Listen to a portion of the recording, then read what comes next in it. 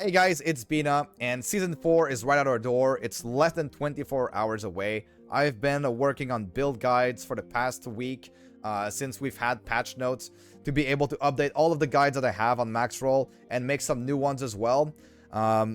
There are so many more that I want to do, but only limited time, and I will be racing to level 100 tomorrow. So this is what I have to offer currently. I was gonna make a full video for every single guide explaining in depth the build, but I do not have time to do this prior to the patch, so I wanted to give you guys one bigger video covering all of the builds and just the main stuff that has changed or what's new or why, explaining a little bit of the new builds as well. But I'm gonna go over all of the build guides that I have updated over on Maxroll, and gonna give you the main changes. Is it good? Is it bad? Is it, all the big lines for these builds? And then I'll try to link as much as possible the in-depth build guides from the previous seasons to so that you guys can go ahead and look more in-depth into those guides if you want to. Even though it's with older information, a lot of those things have stayed the same, and if not, I will have mentioned it in this video. So we have 13 to go, so let's start right away with a brand new one. First, we've got Shield Rush Forge Guard. This is a crit build, Shield Rush Forge Guard, scaling block chance to 100%, using Primal Cadence as our primordial unique. So this one is pretty interesting because World Splitter got nerfed, and then this one has 15 crit strike chance for you and your minions, and this one got a buff this season. So this one is a no-brainer on this build. What you're trying to do with Shield Rush is you are removing your cooldown and getting your mana restored automatically, but you are teleported back to where the Shield Rush starts. So I'll try to showcase a little bit of gameplay here. So this is pretty much what it's going to look like, except that with Primal Cadence, your overkill damage is going to proliferate to other stuff around, and that overkill damage can overkill as well, and it can proliferate like that. So you're basically bonking, stun locking enemies. You are in the healthy average of damage, so we still don't know with all the corruptions, with all the new stuff that changed. Corruption changes a lot in Last Epoch, and expect the tier list to change a lot within the tiers, or even from one tier to another. So some A builds might become S, some S might become A, and some B tier might become S. So who knows? I'd be pretty surprised at that, but it could happen, the corruption changes a lot of stuff for Last Epoch. And scaling of idols, how easy is it going to be to get the corruption that you want and stuff like that? That is going to be changing massively the meta, and I think we're going to see a big meta shakeup in the next few days. But anyways, let's go back to Shield Rush. So you are using Shield Rush as your main damage ability. You're just wall bonking, stun locking enemies. Very fun, very unique playstyle as well. Symbols of Hope gives you a lot of buffs. It gives you the ability to reach 100% crit chance as well. It can give you damage, it can give you crit. We don't actually need it with this specific setup if you have all the idols, but if you do not have all the idols, you could use this. Healing Hands is your movement ability. It gets reset as well. Almost all of it gets reset when you heal an ally, and because you're utilizing Ring of Shields, then when you're moving with Healing Hands, you will heal around you. You are invulnerable, and then you're healing your shields if they have taken damage, which reduces the cooldown of Healing Hands, which makes it so that you can use it over and over and over again. So that is why we're using Healing Hands. We're using Ring of Shields to get mainly some buffs from block effectiveness. So I am not really utilizing the block chance. We are reaching 100% block chance without this. We're going to see later with a node with haste. So, well, this node here, Forge Master might. So haste instead grants added block chance, and then you'll be scaling this with effective haste, so you will get a lot of block chance from that one. And then Devouring Orb is basically the last one that we get. There's not much else to spec, but you do get Void Essences, which increases, gives you a more damage multiplier for melee. So that is why we are using this one in here. The passive are pretty straightforward. We're strength stacking, getting access to use a two-handed weapon with a shield. We are trying to get as much crit and crit multi as possible. trying to get all of the good defense nodes. We're getting some leech rate, so pretty straightforward stuff. All of the block chance nodes. In the gearing section, what can I talk about here? Twisted Heart. Again, Twisted Heart is just good as a stat stick, guys. 20% increased health, strength, easily obtainable with 1 LP, target farmable. It's just amazing. Horns of Eukeros increases your mana cost. Mana cost is important because in the passive here, you see that we have damage per 1 mana cost for melee attacks. You get a more multiplier for your damage per the mana cost. So you're trying to scale the mana cost of Shield Rush as high as possible on this build. And yeah, so that's why we're using Horns of Eukeros. The rest is pretty straightforward. Red rings just like generally good. You know, easily cap res. You get some damage reduction. Damage reduction with Titan Heart, especially good with we are using a two-hander, and we can also use a shield. So Evolution's End got nerfed, so it doesn't give +2 to all skills anymore. So Omnis is a great choice on many builds. If you get a +2 Omnis with the resistances that you need to cap your res on your build, then it's going to be an obvious choice, right? And this one is also target farmable from Shade of Orobis. So make sure that you are as far away as possible from the center before you kill her, so that you get the best chance at getting an Omnis, because that is how you increase your chance of getting Omnis, is killing Shade of Orobis as far as possible from the center. The rest is like pretty straightforward. Solid Run Steps gives you an insane crit multi, and Leonine Great Helm helps you reduce bonus damage from crits pretty easily. The idol setup, a lot of idol setups are going to be using the Pyramidal Altar. The Pyramidal Altar is really strong. It can fit a lot of different combinations of idols, and then most of them will actually be hitting a refracted slot. So in Season 4, at least initially, you know, that might change, but we've been really liking the Pyramid in a lot of our guides that we have on Max Roll. So the thing that you are looking for the most on your idols is going to be increased critical strike chance and block effectiveness on the suffix here. But crit chance is needed to cap crit. Make sure you will have to calculate how much crit you need to be able to cap crit. But idols is the main way of obtaining those. And that is what you should be looking for. You also need maybe 2 idols for shred armor on melee hit, alongside armor shred effect, to be able to cap your more multiplier from armor shred. In the aspirational setup, we go for even crazier stuff, right? As we can see, we go from Twisted Heart and an Eternal Gauntlet to Shattered Worlds and Immortal Vice, and like more LP and more corruption. There are some pretty crazy corruptions that we can find now. It's going to be very interesting to see the maximum potential of a lot of builds, because I think in this season the high end got even higher, basically. So that is very important to note. You get haste after using a traversal skill on your boots. This one is very important. It is needed to be able to cap your crit, your block chance to 100%.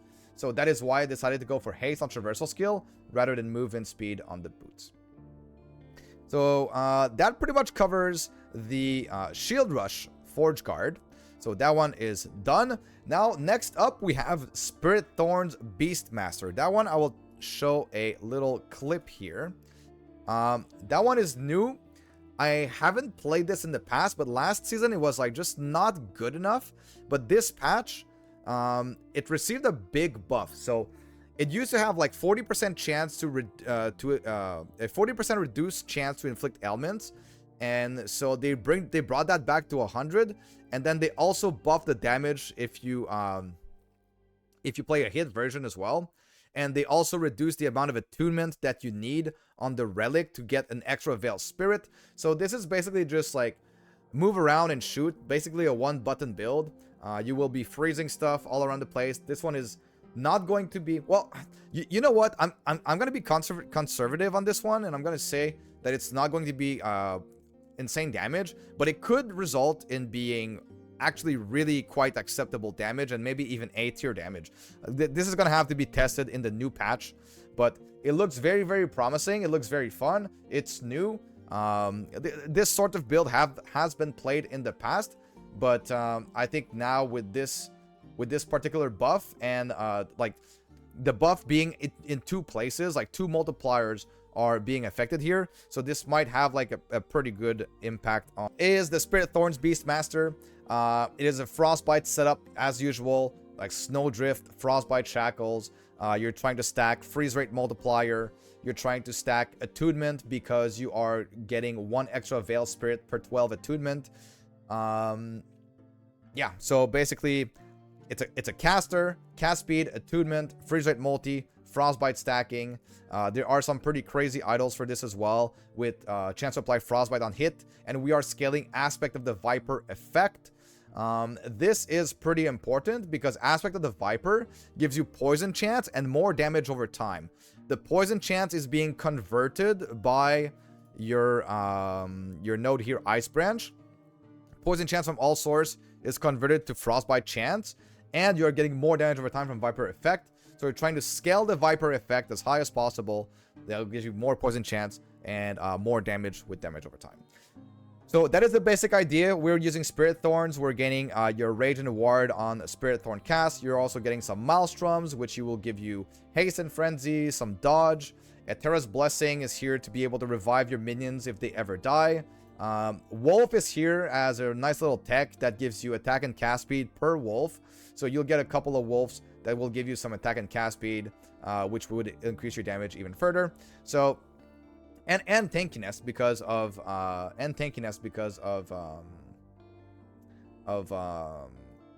the new corruption stuff. The new corruption affixes that gives you ward gaining when they directly cast a spell. This is gonna be pretty interesting to try out here. Also, you are a transform setup, so the transform build has its mana replaced by rage, and rage works with damage dealt to mana before health. So a big highlight here is that you can use Seed of Yggdrasil, and then there's a corruption to get damage dealt to mana before health as well.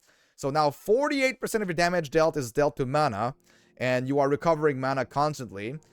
You're recovering your rage constantly by just spamming your skill, and then 56% of your endurance applies to damage dealt to mana as well. So this should be fairly tanky, and you are using the primordial Ancestral Pack. So Ancestral Pack, that one gives you cast speed. It gives you also more damage per stack, and you'll have a bunch of minions. So you'll have your wolf, you'll have your Spriggan. You can also spawn some vines if you want to. And you could also snapshot the bee relic. So if you equip the bee relic that spawns bees, and then you transform into Spriggan form, and then you equip Soul of the Mountain, you will keep spawning bees, whatever number it is per second, even if you do not have the relic. So that's another way to get some more minions. Another nice thing that I want to talk about with this build is that you get access to Chance of Prior Frailty on hit on 1x1 idols. This is new from this patch. It's on 1x1s, and you can also get it for minions on 1x1s. So that's going to be pretty nice for getting free frailty if you need it. And Effective Haste Corruption, that is one that I've been liking a lot. Yeah, should be pretty good. You also have, okay, I'm just going to mention one more thing. You also have Aura's Time Glass, which synergizes super well with this node here, Cornered Beast. So if you ever lose all of your ward, and then if you ever, like, they get past your rage for some reason, and then you get to low life, then you are going back to full health and getting all of the benefits of this node here, which is less damage taken on low health, for 5 seconds. So you'll be full life, a whole bunch of ward, and 20% less damage taken. Sorry. So that's the Spirit Thorns Beastmaster guide. I think some of you guys will like this one. This one is new, so yeah. Next up, Shadow Cascade Bladedancer. This one is has stayed pretty much the same as the last patch. I did some minor changes. There might be some more changes eventually with the Doppelganger's Mimicry, or even the Helm that transforms Shadow Cascade, that converts Shadow Cascade to fire, and you can get a big area. There's some stuff that you can do, but I went conservative. I've updated this one with a similar setup. So last patch we were using Stymied Fate. We were using also the melee belt that anyways, I forget the melee belt that gives you a more multiplier for your melee skill per stack of doom. That one is gone. It's only available to void damage now. So I decided to go with Strand of Souls, keeping the low life setup with Architect of the Astral Blood. And then the weapons are the same as last patch. Omnis now. So Omnis is used again because we lost the use of the OP amulet that was Evolution's End. Now we're gonna use some Omnis. We also, because we changed that, we swapped from going from 2 red rings to Siphon of Anguish and an Army of Skin, and then to disable our leech we're going with Boulder Fist because we want to stay in low life, right? Another change that they did is Dancing Strikes. They did a couple of changes with Dancing Strikes where it now will not move you automatically. So you'll be this build should feel smoother than it did last patch, and I'm very curious about this. And also, this relic, the Doppelganger's Relic, gives you a 30% chance for shadows consumed to create a new shadow. That is going to be also pretty giga for this build, I believe. I am very eager to test in actual gameplay how this will pan out, but I have high hopes for Shadow Cascade this patch, alongside all of the other new rogue stuff that they released. But you know, this old build is still going to be an absolute powerhouse in this patch. So we are still getting our mana back from Umbral Blades, Dancing Strikes providing a lot of buffs. We're proccing Shadow Cascade on Shift. Shift is also giving us some mana back. We get a lot of damage nodes on Shadow Cascade, and we got Sync Strike to create a lot of shadows as well. So I don't want to spend too much time on every single build because this video is going to be like 10 hours long. The passive are pretty straightforward. They changed quite a few passives. One to note is this one here.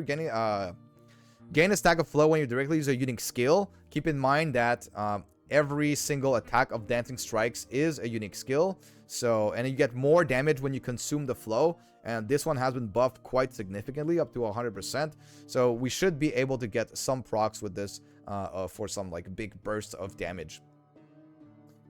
Other than that, is there something else I want to talk about this one? I think this one I'll just refer to the video last patch, because last patch I explained a lot of stuff that is going on in this one. And then they fixed quite a few more bugs.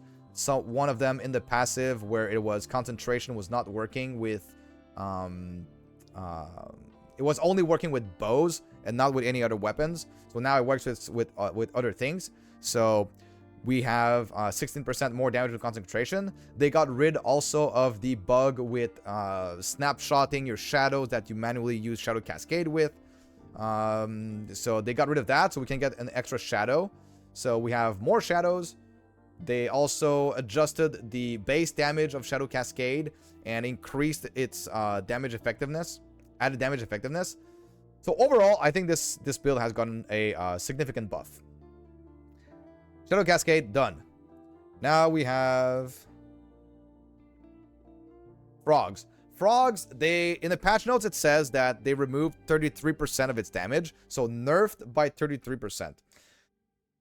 In reality, I think we're going to be able to reach pretty much the same amount of damage, which was ridiculous. Frogs are absolutely ridiculous, but potentially even more because you get access to stuff like all attributes, and then you can get even more attributes on your corruptions. So because frogs scale in such a unique way, right? They scale with more damage. Where is it? Physical penetration per strength, crit multi per dex, and added crit chance per attunement. So because they scale so well with attributes, I think this setup alongside the idols with the increased effect of the altars is going to bring this build to be still an absolute powerhouse, and it's going to be absolutely S tier in this patch as well. We are still using Evolution's End because the levels, we don't really need them that much. But the all-res for minion is really good. There's increased minion damage. There's all attributes. Like, Evolution's End is still good for frogs.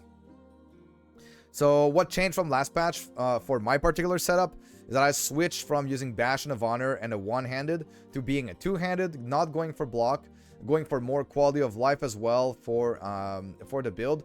So you will be able to just hold Frenzy Totem, summon Bear, and summon Wolf, and then just move around, and everything else is automated. You don't have to do anything. Your frogs kill everything for you. You just walk around, let them kill, and you just avoid the damage that comes to you. So that is the main. Those are the main changes for frogs. Even though the patch notes said that they were nerfed, I think that they will be pretty much of similar power. Next up, we have Reflect Shaman. So this is one that I took over from Lizard. I've adjusted it to my personal liking, and I have played this build quite a bit last patch as well. This one has been nerfed significantly. So Thicket of Blinding Light, it used to deal its damage in a 12-meter radius. Now I think it's 8, and then the damage scales from 4 meters, which is like a Bastion of Honor range. 4 meters around your character, you get maximum damage, up to 8 meters, or I think it's 8 or 10, but it's 10% at the last meter. So I think what's going to happen with this one is that it's going to have the same general feeling of clear for the trash, but on the elites and on the rares and the bosses, you have to be melee range to be able to deal your full damage. So it's going to be even more important that you get a good roll of more damage reflected to bosses and rare enemies, and that you get a good roll of flat damage reflected to attacker per attunement on your shield. This one has been nerfed from 9% to 6%, so that is a significant nerf as well. And they also nerfed the idols from 150 to 100 damage reflected to attackers. I have some nice little tech here with this build that I quite like. So for the gearing, I went with Twisted Heart as the main variant. So you'll be able to just use Shattered Cycle, spam Thorn Shield, spam Thorn Shield a lot, and make sure that it's converted to cold. If not, you won't be getting any ward from Twisted Heart. And then you'll just be able to do this and spam this and get... where was I going with this? Essentially... Okay, I completely forgot where I was going with this, but... in the aspirational version, I went with Rampancy. This is the tech that I wanted to talk about. What does Rampancy do? It removes the bonuses you get from Vitality, but it gives you access to Frenzy effect and more damage taken when you don't have Frenzy. But we always have Frenzy because of Maelstrom, right? In Maelstrom, there's a note here. If you have 6 or more stacks, you have Frenzy. So when it matters against bosses, you will have this at all times, and then you'll just get more Frenzy effect, and you'll just be able to like spam some more Thorn Shields on yourself to increase your damage, to increase your tankiness with Twisted Heart as well. I've added also Silver Fron to get a movement ability.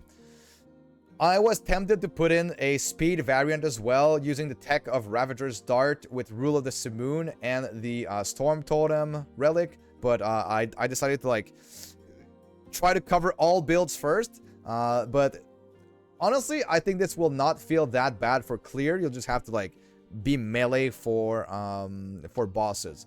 Is it gonna be as good of an Uber Aberrot killer? I don't think so.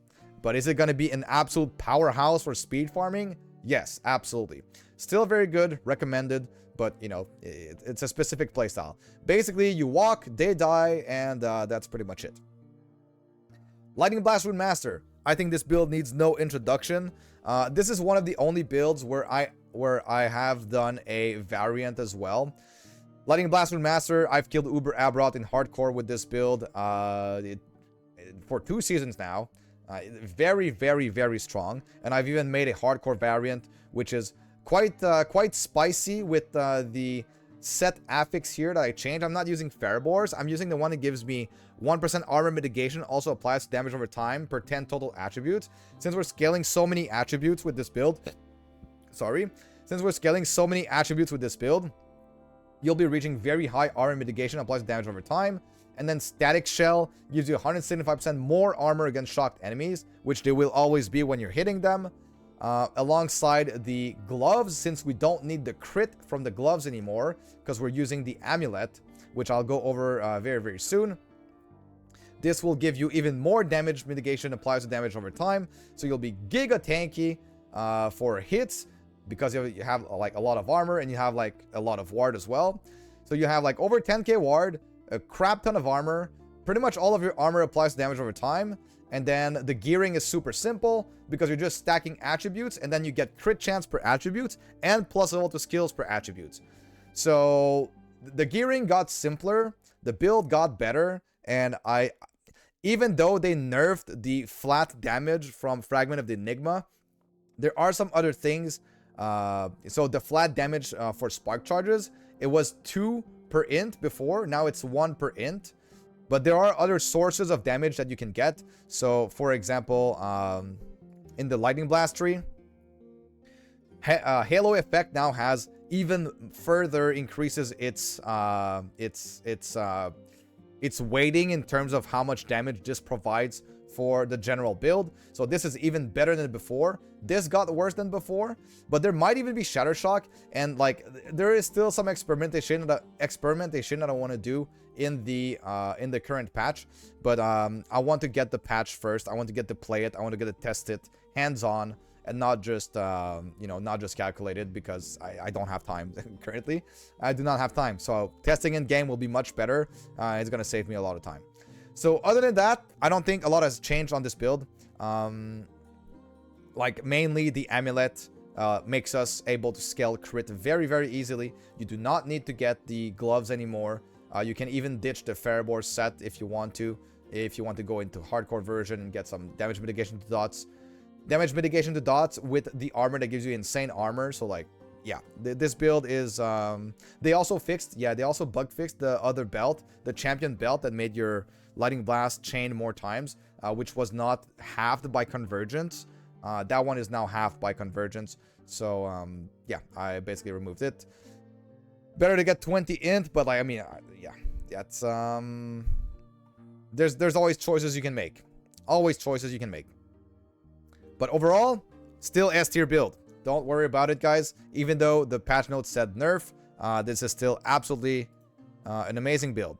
Now, Tornado Shaman. So, what is it called? Bear Tornado? Tornado Werebear. Tornado Werebear got basically deleted because they removed the fact that you can gain... It seems like you won't be able to get mana from Butcher's Crown while you're on a Werebear form, and then they made it so that going back into human form does not give you all of your mana back. So this is Tornado Shaman, but in human form. It is much less damage, but it's like more simple to play. You're just spamming tornadoes and that's it. And then, yeah, you just need to scale a little bit of mana regen with Butcher's Crown to get to that balance where you can sustain your mana. This one very straightforward. Again, I'll have some links down below in the description of the video with some links to gameplay sections, to gameplay videos. But essentially, you're spamming Tornado, which are doing Gathering Storm, which are like these lightning strikes, and you're filling the entire screen with tornadoes. And then the optimal gameplay is basically standing still with Wall of Nothing and Foot of the Mountain. You get your dodge rating, which you'll have like a bunch of, converted to Endurance Threshold. So almost all of your health is covered by Endurance Threshold. And then you got your Endurance Threshold added as Ward Decay Threshold. So you get a whole bunch of Ward, and you're generating it with Twisted Heart, and you get like cast speed and whatnot. So this is just going to be a very simple stand still, spam, you tank everything, you don't die, you're giga tanky, and very, very fun. Visual clutter, though, there's a lot of it. There's a lot of visual clutter. I don't think I did anything crazy with the aspirational here. Actually, I am missing the corruption on this one. I'll have to go fix it. But idols go hard again. The pyramid setup. Yeah, you're gonna get a lot more health, and you are going to be able to get a chance to summon a Thorn Totem on hit as well without having to use a 1x4, which is amazing. So, Tornado Shaman, fill the screen with tornadoes, shoot out bolts everywhere. This one is updated. I'd say this one is going to stay in 8 here. It's not going to be like an absolute giga boss deleter or anything like this, but it's going to be just you stand still, tank everything. So I think this will do absolutely fine for bossing, even though it's not the most damaging one. Totem Shaman. Totem Shaman got a huge buff in terms of Thorn Totem. Thorn Totem got, I believe, a 30%, 33% buff, right? So they increased the base damage of it, and they also increased the damage effectiveness. So yeah, that one got a significant buff like this, but the problem is that Storm Totem is the main damage source for the build.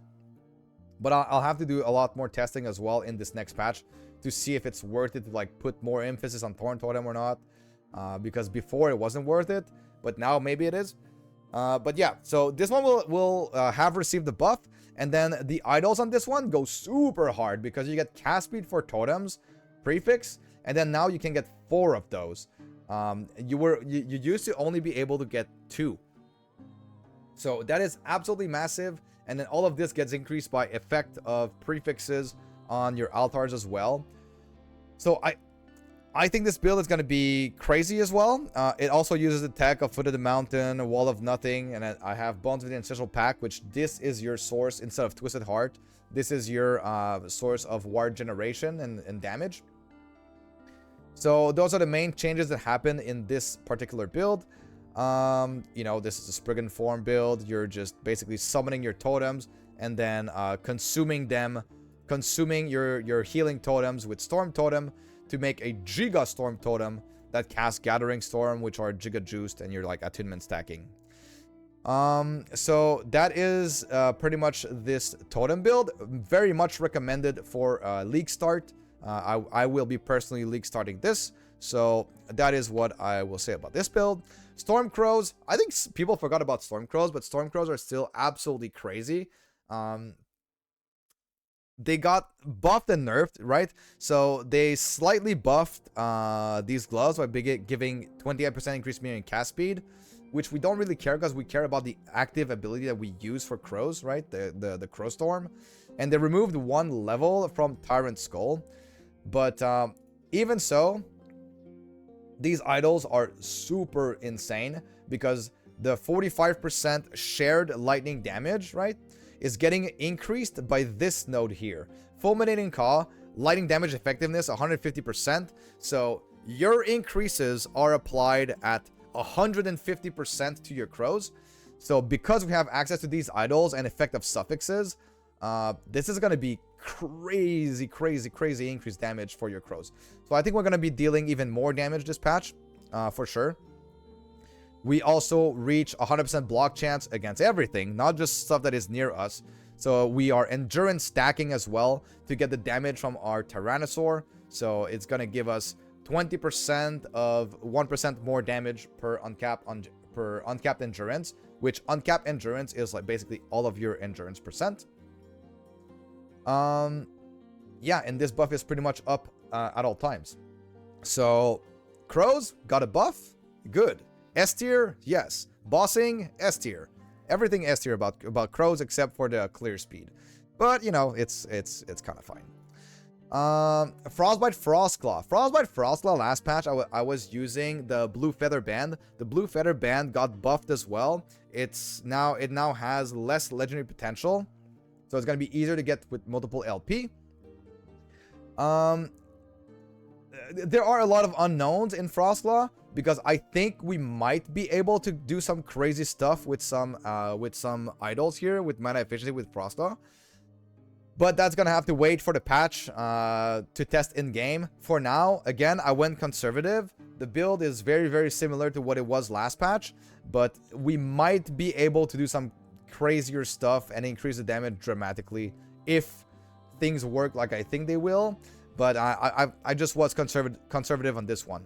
So basically you're casting Frostclaw, you're just spamming Frostclaw, which you are also using Ice Barrage to do more damage against priority targets. So against bosses, this is needed to increase your damage dramatically, since it's also going to be increased the fire rate by using Frostclaw. And Ward is your main source of defense. You got Teleport as your movement skill. You're proccing LA Novas with your Frost Claws, which is like a very nice visual spectacle. And again, Flame Ward. Okay, there is something I want to mention.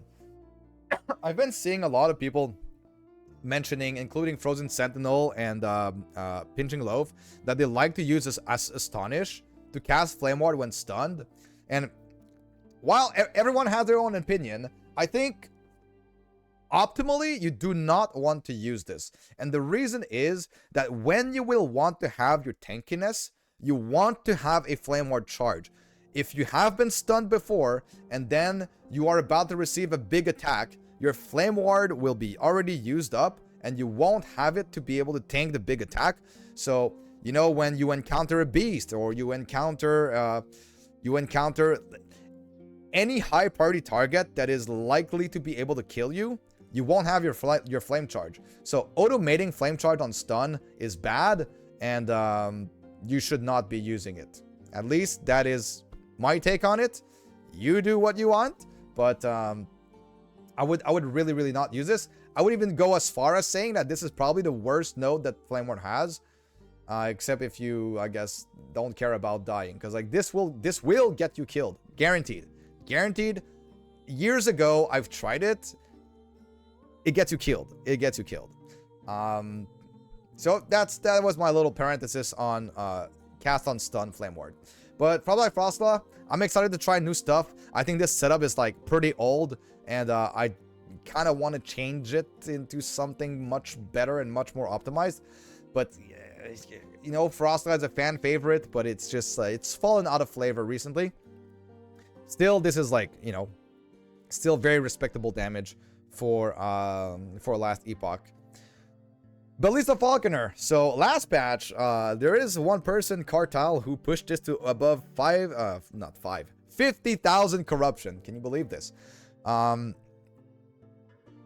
am now very much a hardcore player and a hardcore enjoyer, but I do like min-maxing and optimizing builds for you know, those kind of crazy situation. So the ZHP Ballista build is one of my favorites, and it will always be. Actually, it is my favorite build in the entire game. I will be min-maxing more of this. So currently, there's a lot of unknowns with if this is gonna work or not, right? So 2% more bow damage per meter from the target. This is a corruption. Is this gonna work with ballistas? Is getting flat damage gonna be better? I'm gonna do all these calculations. I actually noticed. No, okay, we have this. I'm gonna do all of these calculations once the game goes live, like in the coming weeks. So keep an eye out for some more optimizations for Ballista, because this is one of my personal favorites, which I will take great care of min-maxing to the absolute maximum. But basically, this one, Ballista shoot, you put down your ballistas, and then you move around with either smoke bomb or aerial assault. The ballistas move with you, and then they shoot out everything in range, which they have a huge range. And then decoy, you throw your decoy to like give yourself some breathing room, because this will get the enemy's attention. And yeah, that build is just, if you like relying on skill and then using your Silver Shroud properly. Silver Shroud is a mechanic that lets you guarantee that your next hit will be dodged. So basically, you are not scaling any tankiness, only damage, and you have infinite tankiness because you dodge the next hit, right? So infinite tankiness as long as you play well. This build, crazy idols. The prefix for the idols have 50%. I don't know why I don't know if it's going to be 26. Maybe it will be 26. But you have 50% critical strike multiplier, because your minion crit and your crit are used for ballistas, because your ballistas use your own crit stat at 100% stat ratio here. So that makes it so that increased effect of prefixes is absolutely nuts for ballista on these idols. And then you can also corrupt them for 10 bow physical damage for ballista. Can you imagine having this idol actually in game? I'm excited. But anyways, this is Ballista Falconer. overall, still one of the absolute best corruption pusher out there. If you're trying to go for, you know, the corruption ladder, this is the build for you. Frostbite Swarmblade. This one is an old favorite as well, but it's also kind of fallen out of flavor. Not much has changed for it this patch, to be honest. There's like the idle stuff, which buffs it a little bit, but it, you know, it was decent last patch. It's gonna be decent this patch as well, but there's no massive changes. Basically, you are a Swarmblade. You turn into this insect and then you attack super fast. It's a melee build, but you're stacking tornadoes on yourself, and those tornadoes are using Gathering Storm to shoot out at range. So you are a melee build, but you have still have some range to attack monsters. So yeah, basically, if you want to be an insect and melee, play this build. I have some videos in the description below. And then Hydrahedron Runemaster. This one is quite spicy, I think, because with all of the new stuff that we can get now with the corruptions, I think this one is gonna be way better than it was last patch, and you get even more all attributes, right? And you can get even more attunement, and attunement scales 3% more damage for per attunement for Hydrahedron. So it might be a big return for Hydrahedron. I'm not quite certain about this. We're gonna have to test in game, but this one uses the tech with Telfon's Mirage, which gives you dodge when channeling, and then when you are so you are channeling with Flame Rush, and then at the end of your Flame Rush, you're casting your Hydrahedron, and then you're channeling again with Mana Guide with Focus, and then Focus is gonna give you a bunch of armor, and it's gonna give you a burst of ward with Runic Fortress. So you get your armor gain as ward, and you're stacking a lot of armor, ward, and dodge because you're using Realwind's Fortress to get a lot of flat damage from the lowest of your ward, armor, or dodge. So you're trying to scale all three at the same time. So this one is unique in that sense, where it scales very bizarrely, but it all works out in the end. And I think this one got way better. It was already very good, but I don't know. I need to see in game. I don't want to say that this is going to be S tier, but we need to see in game. So those were all the builds that I have updated this patch. I really hope that this video is not too long. I think it is sort of long, but I hope that you will be able to choose your build and your league starter and your season starter with a